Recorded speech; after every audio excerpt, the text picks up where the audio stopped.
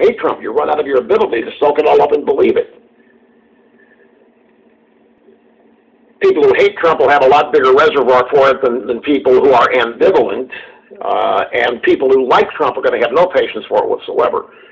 And the number of people who like Trump is not shrinking, contrary to what the drive-bys would like you to believe. Now it's in Houston, and the floodwaters are receding. In some cases, they're receding at a pretty decent clip. Why are you looking at you? Have you not heard? Oh, I was looking at me like you haven't heard that said anywhere. No, the rain has stopped. I mean, you've seen the radar? But if you look at the radar, it isn't. Harvey has moved on. Floodwaters, look, they will naturally recede at some point once the rain stops. But devastating when that floodwater recedes, when we see what's beneath the water, the damage that's there, it's going to be shocking. Anyway, there's a growing body of thought that people should be allowed to loot. The media is putting forth the idea that it's not really fair to call people trying to survive looters. It's unfortunate that it tags them with a term that might stay with them for the rest of their lives, and all they are is decent people trying to hang on, trying to survive. Tom Lamas, the ABC World News Tonight anchor, said, "We are witnessing looting right now at a large supermarket in the northeast part of Houston. Police have just discovered a body nearby," and took issue with the fact that he was tweeting about looters before tweeting about the body.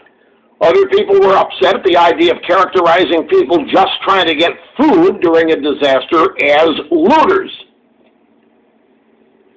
This disgusting tweet can only serve to make already traumatized people feel more unsafe. You and ABC Lamas should feel ashamed.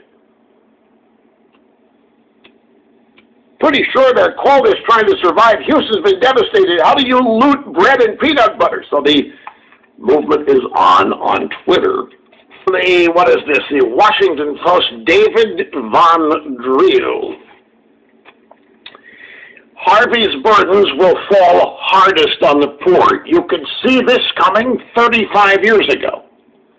For those of you new to the program, let me tell you a joke. Let me see how stereotypical this is. I heard an experiment. So God called USA Today, he called the New York Times, he called the Wall Street Journal, to tell them the world was going to end in 24 hours, that humanity had blown it, or he had blown it, maybe a combination too, but it was over. The New York Times asked for an exclusive. They were denied. Washington, the USA Today headline, "We're done." The New York Times, "God says world to end tomorrow.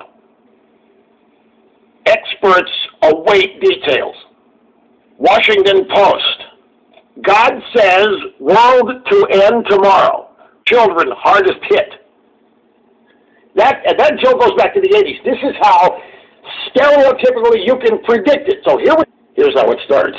There's an insight, sometimes credited to W.B. Bat Masterson, the Buffalo hunter turned Wild West lawman, turned hard-drinking gambler who ended up as a pal of Teddy Roosevelt and died a famous New York sports writer.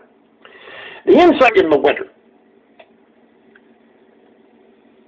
The catastrophe on the Texas coast makes little or no distinction between rich and poor, for now anyway, will fall hardest on the poor. So if you're in Houston, you're in the sound of my voice. If you're middle class, or God forbid even rich, and I saw some rich homes nearly all underwater, are going to have it even harder than you've had it. Last paragraph of the gut-wrenching, heart-wrenching op-ed piece by David Von Driel in the Washington Post, hard paragraph. It is on the tired backs of the poor that the heaviest burdens of the hurricane will fall, and they will bear that weight for the longest time, harden into something more lasting. Respect. So, no matter which of you in Houston lost how much, it doesn't matter. There's always somebody that's going to lose more, and you need to remember that.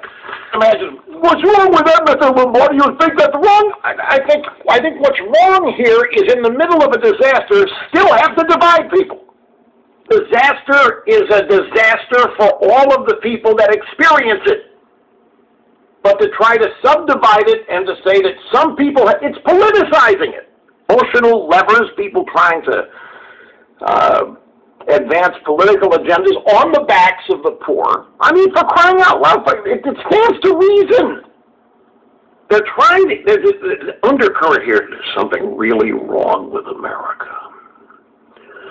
It's really bad. The poor, hardest hit. It's a requirement. It's oriented toward dividing people and promoting guilt and all of these other things. When it's